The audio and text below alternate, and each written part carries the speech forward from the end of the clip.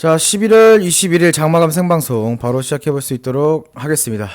자, 일단 오늘 시장 양지수 모두 파란불로 마감을 했습니다. 코스피 같은 경우에는 약보합 부근에서 마감을 했었고, 상승 390, 하락 480 정도로 약 100종목 정도 차이가 났습니다. 자, 코스닥 같은 경우에는 좀 더 심각했습니다. 0.3% 하락에 상승 560, 1000 종목이 넘는 하락률을 보여주면서 마감을 했습니다. 사실 최근에 어느 정도 저점을 확인한 이후에 수급이 굉장히 좋지 않은 상황이 혼조세가 계속되고 있습니다. 순환매가 돌다가 패대기가 나오고 또 순환매가 수급 쏠림이 가다가 또 차익실현 매물이 굉장히 빨리 나옵니다. 그렇기 때문에 진짜 고점 매매는 좀 자제를 하시는 게 굉장히 좀 좋을 것으로 보여집니다. 정상적인 매매를 할 수 있는 그러한 시장이 아닙니다. 자, 그리고 제가 최근에도 많이 말씀을 드렸는데, 저야 오랫동안 이렇게 맨날 방송을 하고 있고, 항상 방향성에 대해서 장점과 장마감 설명을 드리고 있는 상황이지만, 이런 시장일 때는 사실 어느 정도는 시간적 여유를 평소보다도 2배 이상 조금은 여유를 가지셔야 됩니다. 당연한 얘기겠지만, 시장 지수가 이유 없이 계속해서 하락을 할 때, 각광받고 있고 시장에서 부각되고 있는 몇몇 종목들은 추가적으로 상승이 나올 수도 있겠지만, 그 수급 자체가 약해져 버린 상황 속에서는 계속 약세를 보이는 종목들은 지속 약세를 보일 수밖에 없습니다. 물론 그 종목에 대한 개별적인 문제가 아니기 때문에 단순 시장 수급으로 인한 시장 상황 반등 나오고 어느 정도 상승 랠리가 시작된다라고 하면 충분히 다시 상승이 나올 거기 때문에 이 부분 좀 인지를 해주시고 평소보다는 조금 더 인내를 가지고 어느 정도는 시간적 여유를 가지셔야 되는 그러한 시장이다. 다시 한번 말씀을 드립니다.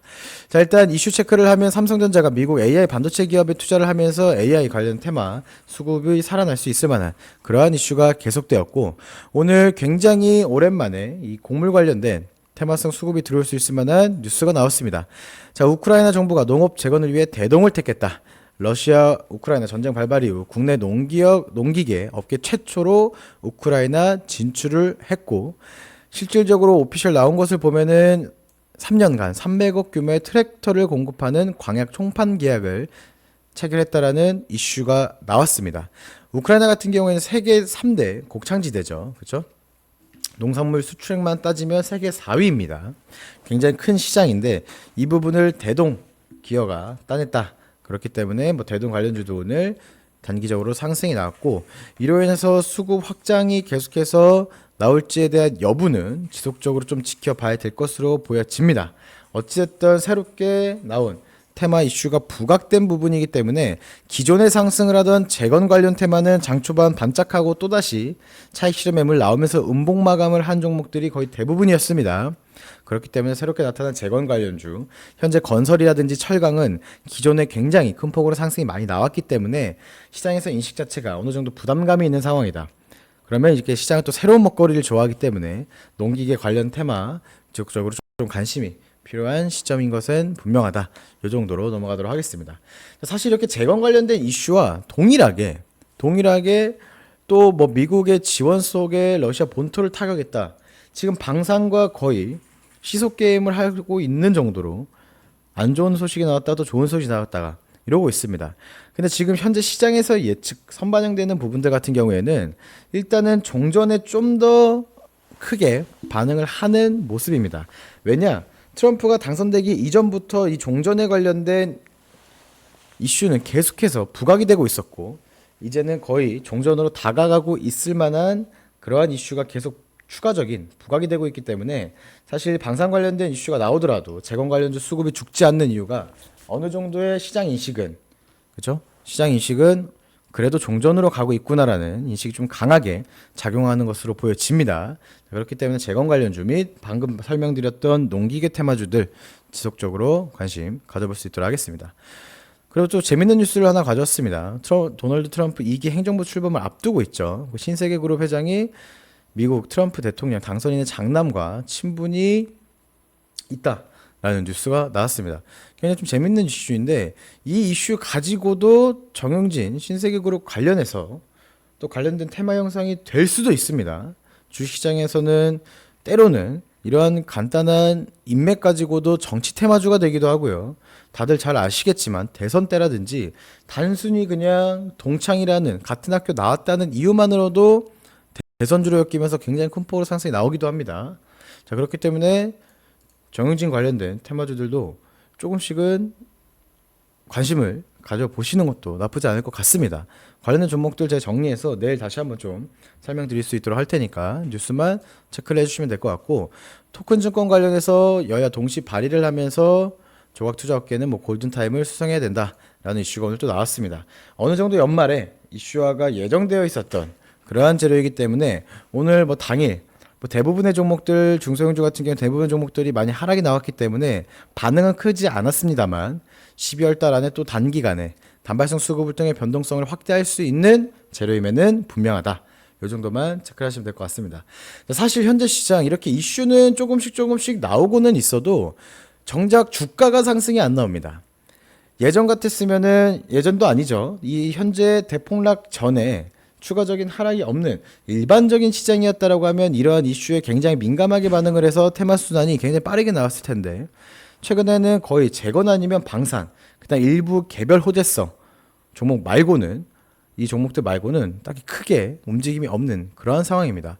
그래도 한 가지 좀 고무적인 부분은 삼성전자가 다시 1.99% 상승이 나오면서 56,000원대를 탈환을 했네요. 탈환이란 말도 조금 웃기죠. 얼마 전까지 8만 원이었는데 지금 5만 원입니다. 그래도 아직까지는 21선 부근 유지하려는 오늘 수급이 들어왔고, 전일 엔비디아의 그죠? 실적의 예상치를 상회하는 실적을 발표하면서 어느 정도 반도체 산업과 AI 반도체의 수요 및 앞으로 성장성에 대한 기대감이 조금은 작용한 것으로 보여집니다. 물론 최근에 자사주 매입에 대한 영향도 없지 않아 있겠지만, 근데 큰 거래량을 가지고 오늘 상승이 나온 것이 아니라 평균 거래량 절반 정도 수준밖에 안 되는 거래량으로 상승이 나왔기 때문에 추가적인 수급 여부 파악을 해야 될 것으로 보여진다라는 말씀 드리도록 하겠습니다. 사실 오늘 개별 종목들을 설명드리는 게 큰 의미는 없지만, 오늘 설명드렸던 지오리드 에너지 장 초반 뭐 4%대까지 상승이 나오다가 적은 거래량으로 전일 대비 20%밖에 되지 않는 작은 거래량으로 약조정이 나왔습니다. 수급 살아 있습니다.